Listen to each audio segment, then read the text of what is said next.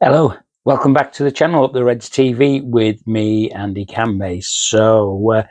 This is the post-match for Yokohama F Marinos 1, Liverpool 3. So Liverpool's final pre-season game in their tour of Asia. They've only played a couple of games, but yeah, this was the second one, and it's the final one. Hopefully, they're are sat on a plane back home to Liverpool now.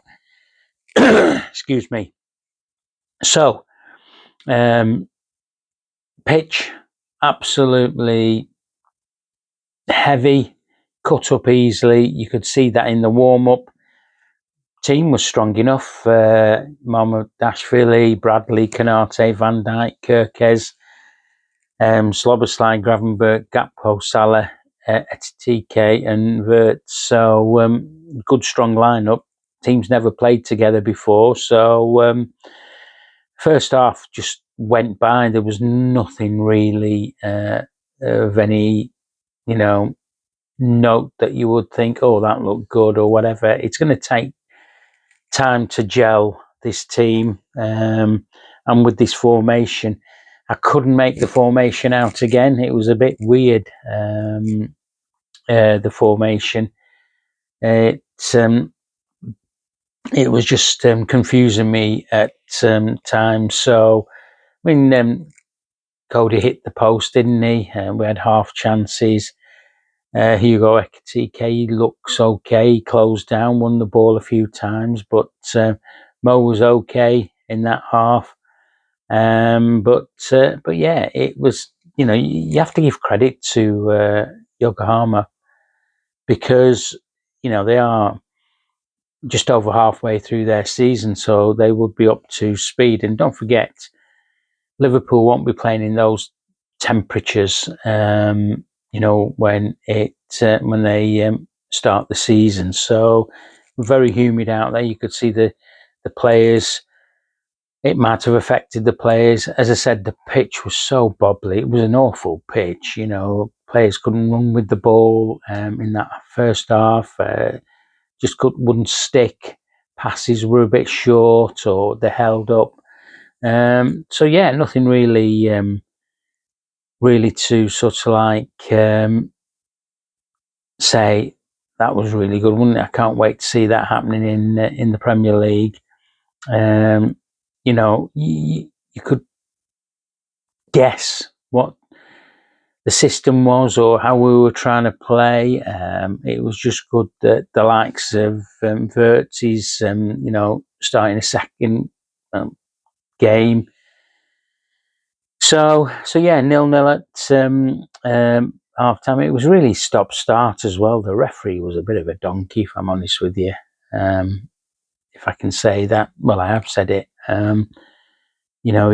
He wasn't protecting our players, and yet he was looking after their players. So yeah, second half, plethora of changes. Frimpong, Simicast, Endo, Robbo, Jones, Maka, Elliott, Nunes, Rio, and Naomi, and the youngsters did well in the second half. Rio Ungamola and Trey Naomi. I mean, they were sort of like the standouts for me. Ungamola took his goal really well. I mean, the lad's 16, but he plays above his years. Me personally, I would have him hanging around the first team. I would not drop him down to the under-21s or under-18s.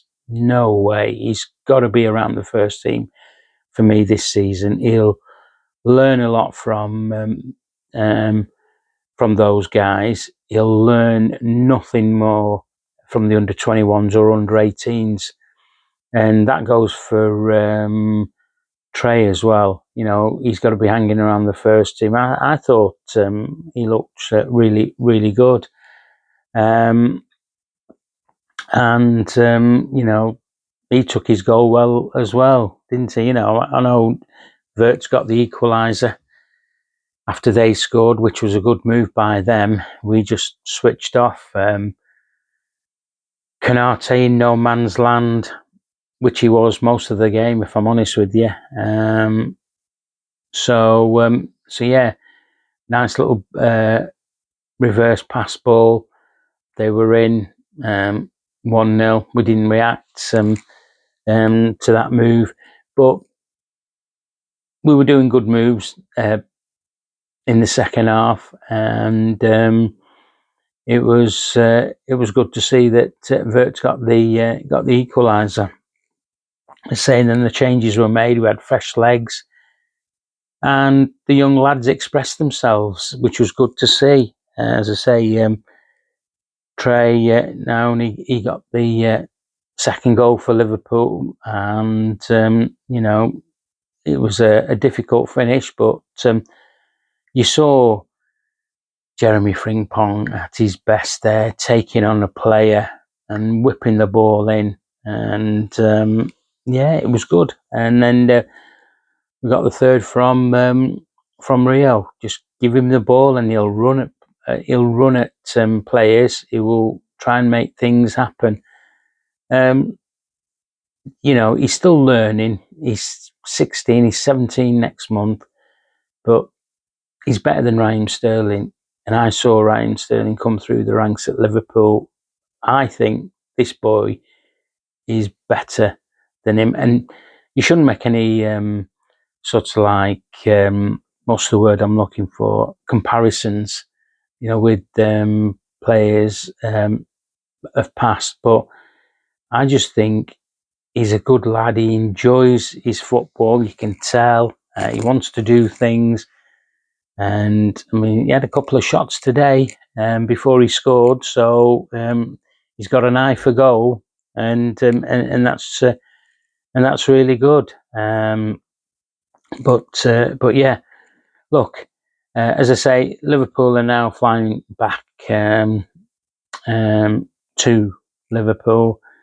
They'll, with the old jet lag, they'll probably get a couple of days rest, because it has been hectic over there in Hong Kong and Japan.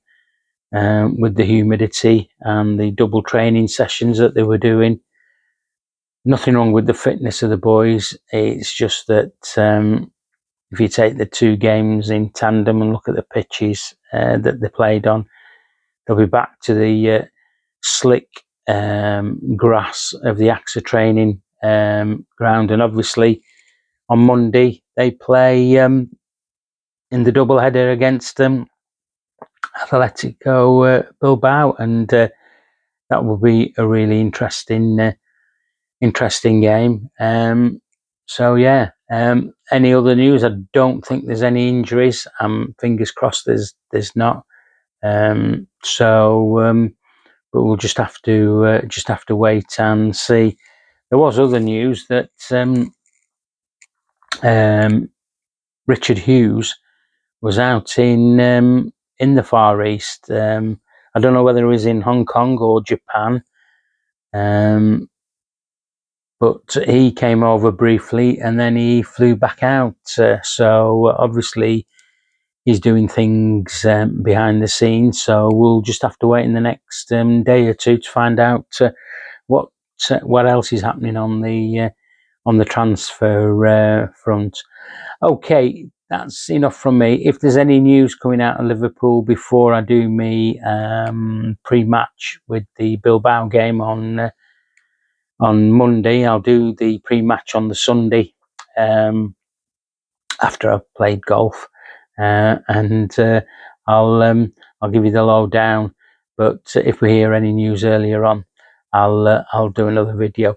Look, that's enough from me. If you like this video, please give me a like, please share it, and if you're first time watching Up the Reds TV, please subscribe to the channel. Okay, enjoy the rest of your Wednesday evening, and I will speak to you at weekend. Up the Reds.